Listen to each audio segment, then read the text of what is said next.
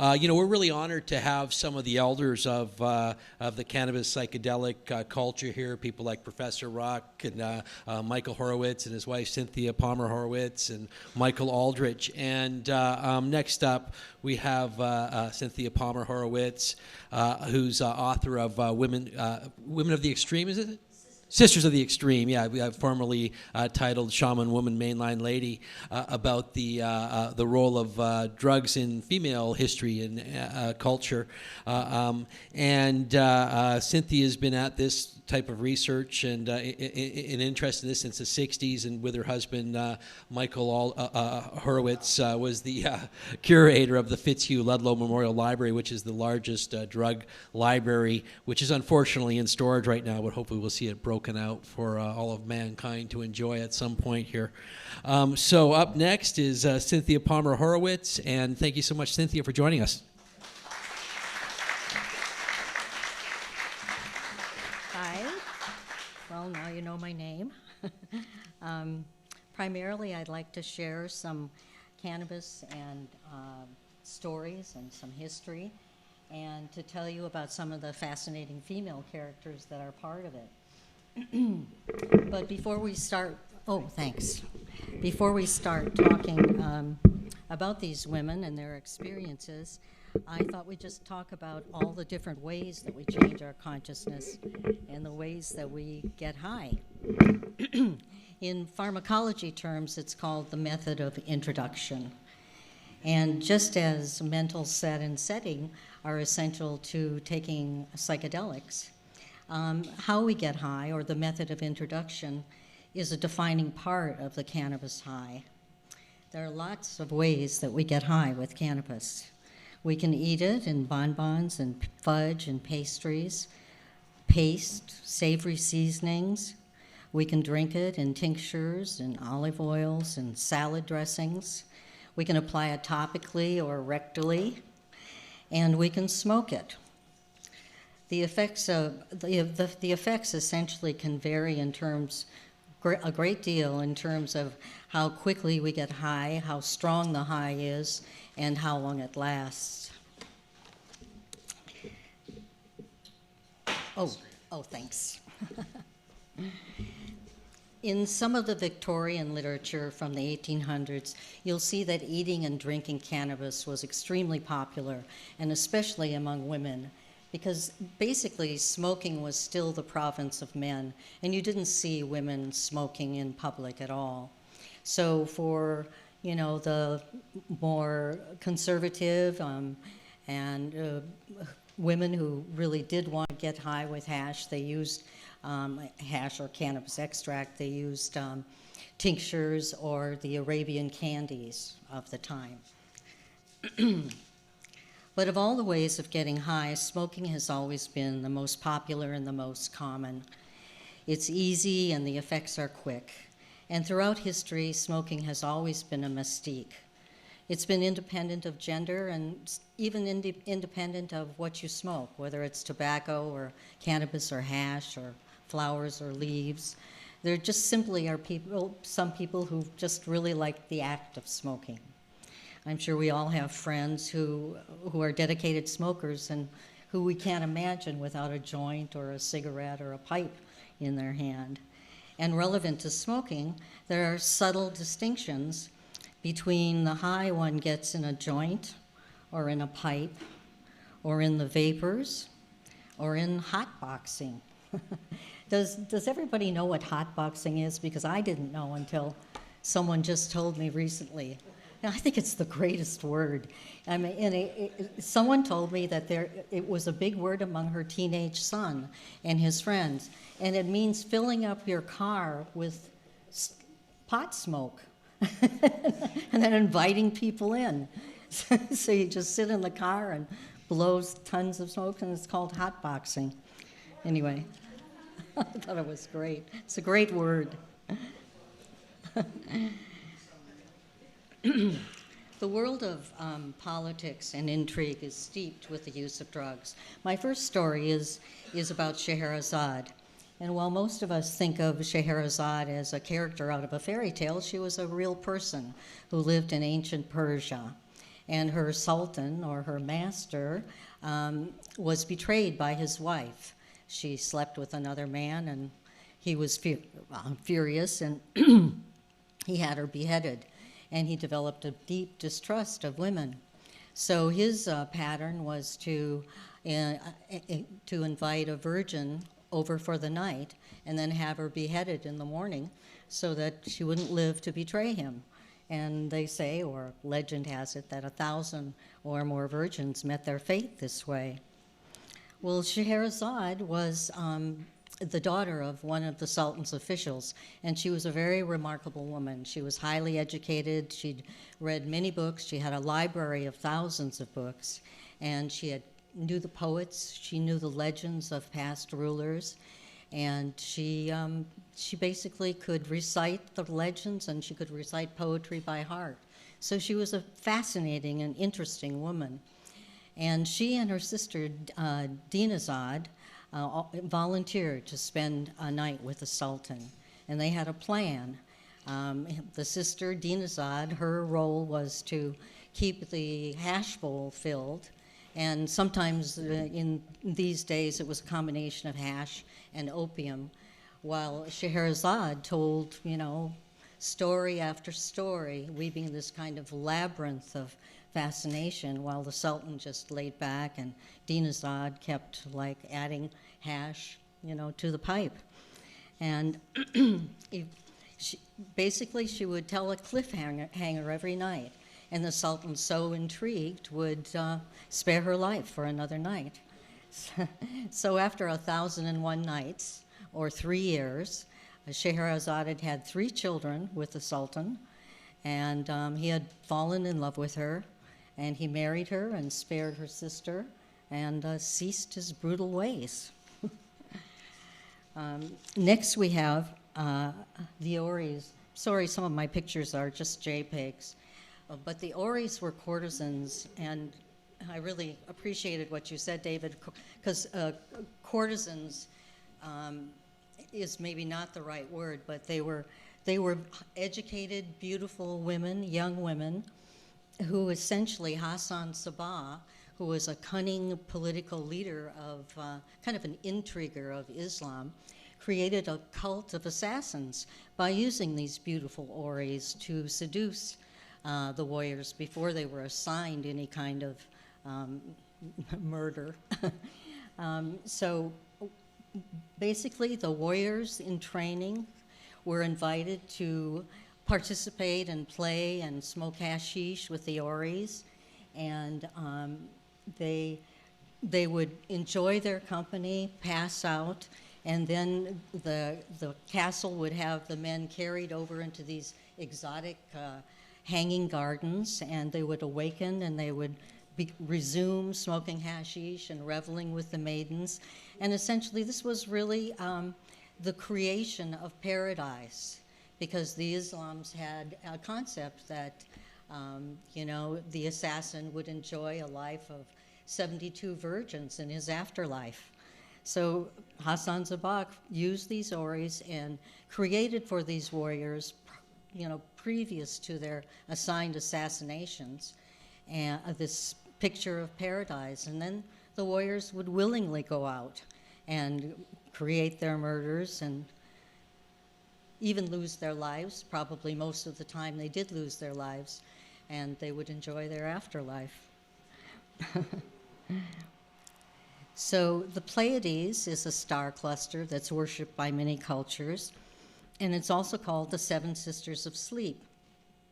The story is that the goddess of sleep ruled over 1/3 of mankind's life, and she had 7 sisters, and they were very envious and jealous. So she bestowed upon them what she considered powers equal to her own over mankind's waking hours. And these powers were all mind-altering plants. So to the 7 sisters, they were given ganja for cannabis and hashish, Virginia for tobacco, Cidaboa for betel, Athroxylina for coca, Amanita for the Amanita muscaria mushroom, and as shown here, morphina. for the opiates. Here we see Morphina represented as a Victorian lady, just innocently sprinkling her poppy heads on the grasshoppers. Moving forward in time, cannabis and hashish were first used in the West by the avant-garde. The Club des Hashishans was formed in Paris in 1840 and was exclusively male. But by mid-century, cannabis was available as a medical tincture as well as Arabian candies, which is like cannabis and ground into a fine, was a lot like majoum, really, made out of dates and figs and nuts. Taken orally, sometimes the tinctures or the Arabian candies were a hallucinogen of psychedelic intensity much stronger and longer than when smoked.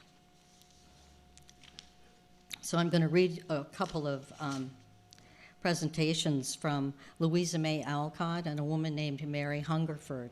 They were both 19th century women writers, and they both wrote about an overdose of hashish.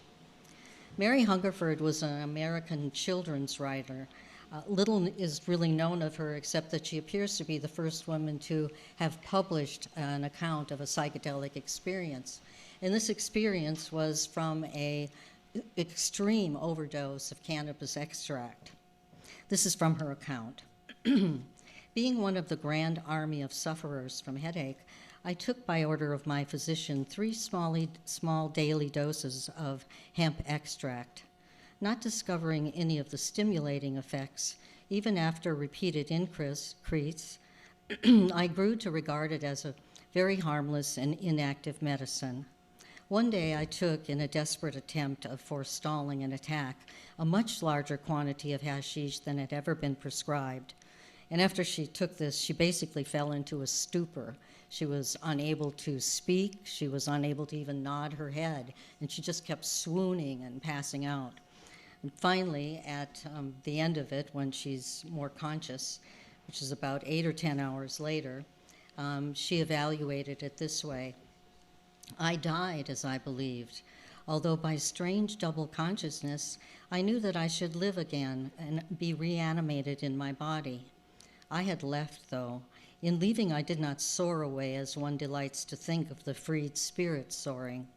Neither did I linger around dear familiar faces. I sank, I dropped uninterruptedly through the earth and its atmosphere, then fell on and on forever.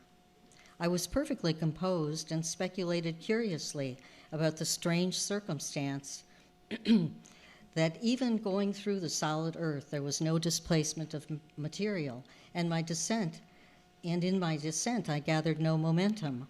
I discovered that I was transparent and deprived of all power of volition. But in place of my lost senses, I had a marvelously keen sixth sense or power, which I can only describe as an intense, superhuman consciousness that in some way embraced all the 5 and went immeasurably beyond. Louisa May Alcott, who wrote Little Women, also wrote for the Sunday Gazettes before she wrote Little Women and became an established author. And one of her short stories was called Perilous Play. And this is also about a hash overdose, but it's of much less intense dose. And it facilitates a romantic liaison between the 2 upper-class picnickers. The setting is a picnic of young people who are bored. They challenge the young doctor among them to invent and propose a new game in 5 minutes. Time is up, doctor, cried Belle, pocketing her watch with a flourish. Oh, I should show you a picture, Elizabeth. That's this is Louisa May Alcott. Get close to the mic, Cynthia. Oh, sorry. Time is up, doctor, cried Belle, pocketing her watch with a flourish. Ready to report, answered Meredith, sitting up and producing a box of tortoise shell and gold. How mysterious. What is it? Let me see first. And Belle removed the cover, looking like an inquisitive child. Only bonbons. How stupid. That won't do, sir. We don't want to be fed with sugar plums. We demand to be amused. Eat 6 of these despised bonbons, and you will be amused in a new, delicious, and wonderful manner, said the doctor, laying half a dozen on a green leaf and offering them to her. Why, what are they? Hashish, did you never hear of it? Oh, yes, it's that Indian stuff which brings one fantastic visions, isn't it? I've always wanted to see and taste it, and now I will, cried Belle, nibbling at one of the bean-shaped comfits with its green heart. I advise you not to. People do all sorts of queer things when they take it. I wouldn't for the world, said a prudent young lady, warningly, as all examined the box and contents. 6 can do no harm. I give you my word. I take 20 before I enjoy myself. And some people even more. I've tried many experiments, both on the sick and well. What a doctor. And nothing ever happened amiss, though the demonstrations were immensely interesting, said Meredith, eating his sugar plums with a tranquil air, which was very convincing to others. How shall I feel? Asked Belle, beginning on her second comfit. A heavenly dreaminess comes over one in which they move as if on air. Everything is calm and lovely to them, no pain, no care, no fear of anything, and while it lasts, one feels like an angel half asleep. But what if one takes too much? How then? Said a deep voice behind the doctor. Well, that's not pleasant, unless one likes phantoms, frenzies, and a touch of nightmare, which seems to last 1,000 years. Ever try it, Dunn? Replied Meredith, turning toward the speaker, who was now leaning on his arm and looking interested. Never. I'm not a good subject for experiments. Too nervous a temperament. I should say 10 would be about your number. Less than that seldom affects men. Ladies go off sooner and don't need as many. So basically the rest of the story is that 2 of the participants decline the bonbons, and yet they are given a dose, and they secretly take it. And they've actually been kind of attracted to each other, and this dose of hashish leads them to take a boat ride, and it all ends very well. So this next image is an image called The Secret Dissipation of New York Bells, the interior of a hashish hell in New York. And the text that I'm going to read is from a book by H.H. Cain. There are several small rooms there, shut off from the room by curtains you see move. Each one is magnificently fitted, I am told. They are reserved for persons, chiefly ladies, who wish to avoid every possibility of detection and at the same time enjoy the hashish and watch the inmates of the room. Are there many ladies of good social standing who come here? Very many. Not the cream of the demi-monde, understand me, but ladies. Why, there must be at least 600 in the city alone who are habitués. Smokers from different cities, Boston, Philadelphia, Chicago, and especially New Orleans, tell me that each city has its hemp retreat, but none so elegant as this. And I thought I'd just show you a picture of, this is, it's called Women of Algiers, and a lot of the hemp retreats basically tried to recreate Orientalia and create this kind of atmosphere in like New York townhouses with oriental carpets and big cushions. And the next 3 women were true rebels and vagabonds of their time. Ysabel Everhard was the illegitimate daughter of a former Russian Orthodox pope and a German noblewoman. Her upbringing was very austere, dedicated to hard work and to studies and to horsemanship.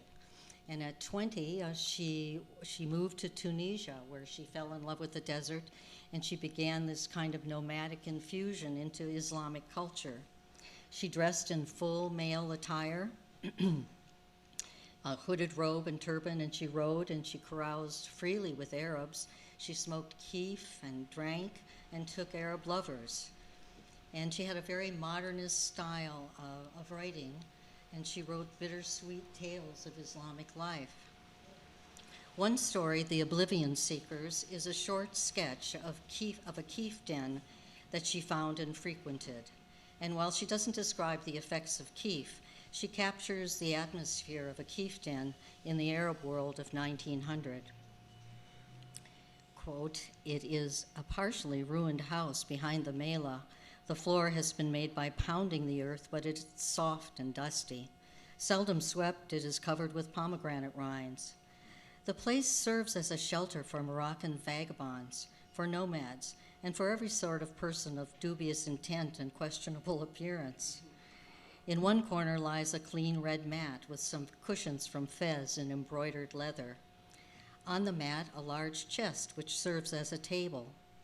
A rose bush with little pale pink blooms, surrounded by a bouquet of garden herbs, all standing in water inside one of those wide earthen jars. Further on, a copper kettle on a tripod, 2 or 3 teapots, and a large basket of dried Indian hemp. The little group of keef smokers requires no other decoration. They are people who like their pleasure. On a rude perch of palm branches, a captive falcon tied by one leg."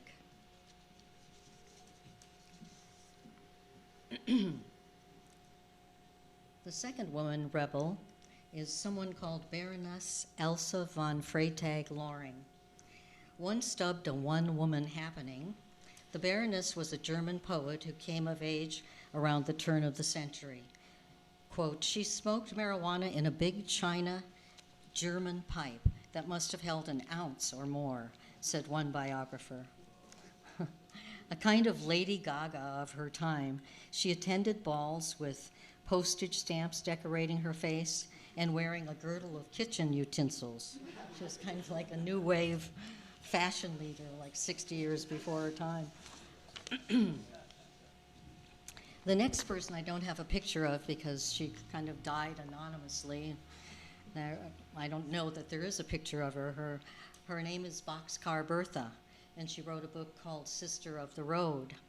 And she was born at the beginning of the 20th century of a kind of free-thinking Kansas woman and a railroad worker.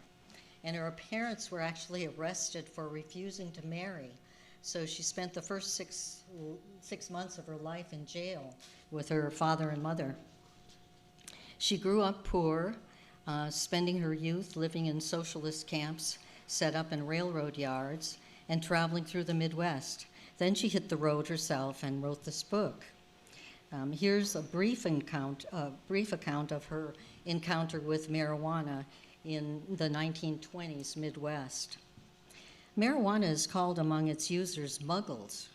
It comes to this country first from Mexico. New Orleans and all the southern cities are full of it. In New Orleans, it's grown commonly in the backyards of the Old Town.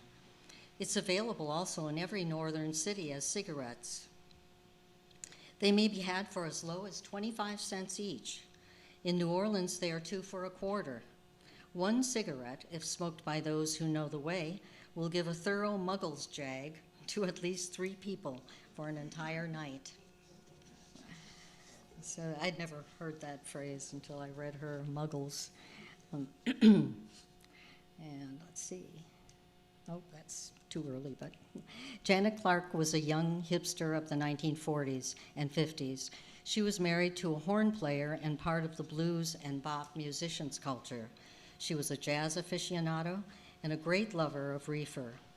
This is her account of her first high, which is peppered with hipster slang, with the hipster slang of the day. So this is from her book called The Fantastic Lodge. I started with Lil. We both had eyes, and I had read Really the Blues by Mez Mesro, and I had eyes for everything after reading that book. He kept saying that pot was cool. It wasn't habit forming. And then I read the LaGuardia report, whatever that was, to make sure before I was going to try it. I was very cautious at this point. One night, some cats turned us on for the first time, and I got high wham immediately. Lil, it took her about 8 to 10 times. She went through some terror periods, some hysteria periods. She had a hard time getting the kick, you know, but not me. It was made for me. I could see that. And from there on, I carried a can of pot with me everywhere. I never had less than a half a can on me, never. And I turned everybody on. That was my way of getting into the circle, too, I found out. Turn someone on and they're your friends. Everything is solid, makes friends with everybody, you know. Pat would supply me with my pot, too, during this period. He was on bennies. What a horrible kick. I mean, really, that's a moron's kick if I ever heard of one. He was a real brrr cat, nervous. I think most people tend to group narcotics all in one bunch, you know, dope. But they're so entirely different. Each one is an entirely different kick. At first, when I started smoking pot, I couldn't do anything else. I just had to sit somewhere and dig, or else giggle helplessly, and that was the end of it. But it got so I'd be smoking it day and night, you know, and doing all kinds of strange things. I got on a kick, I remember, for a while. I would get high, and it would just gas me to make phone calls because they always turned out completely strange. Each one was an entirely new adventure, you know, without moving. What was even better was getting a phone call, because this was an entirely different thing. Everything has worlds and worlds of meaning with pot.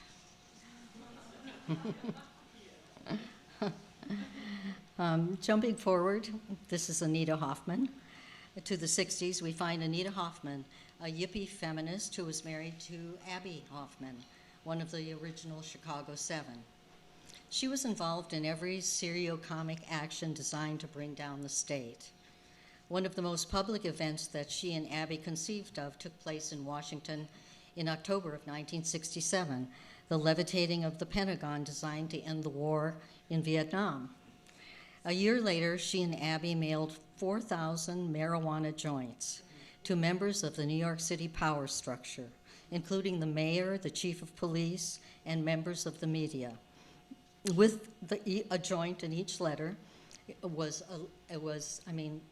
each envelope was a letter instructing them how to get high. Her autobiography, Trashing, delineates how drugs and politics created a surrealistic band of media guerrillas called the Yippies. Anita was a great friend, and she was a close friend of ours. She was a great lover of grass and smoked it throughout her life. She was diagnosed with terminal breast cancer in 1998 and used cannabis throughout her dying process. One of the ways she enjoyed it was offered to her by Val Corral, who founded WHAM. It's the Medical Marijuana Organization out of Santa Cruz. And it was cannabis oil mixed with coconut milk and poured into ice cube trays.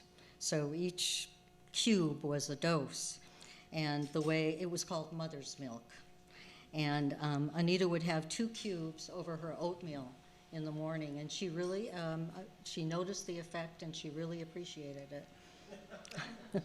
She was on a lot of medication. Let's see.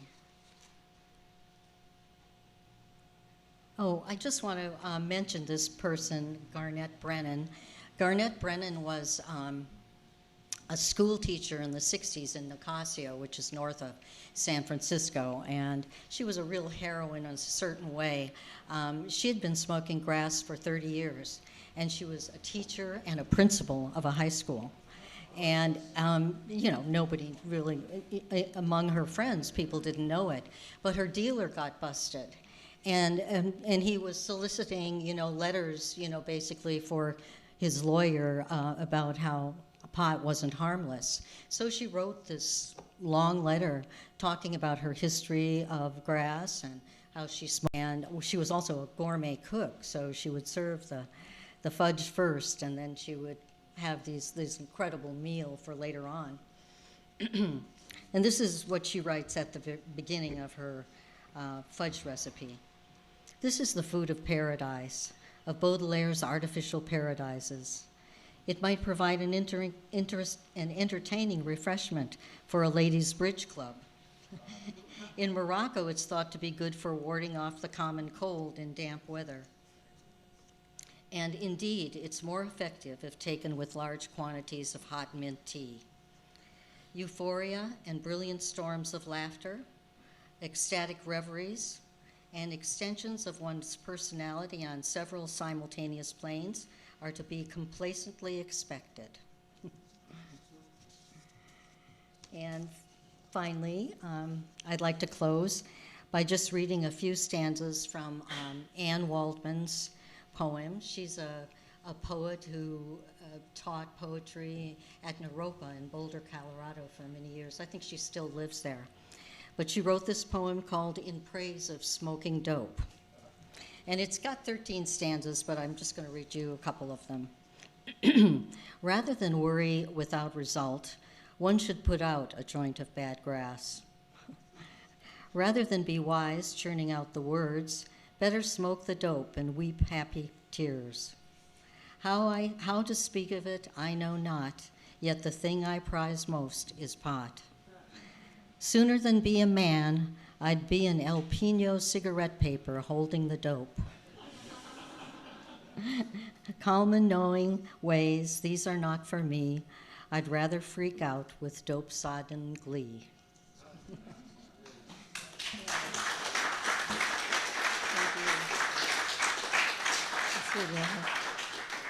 Oh, that's Anne Waldman. Thanks a lot, Cynthia. So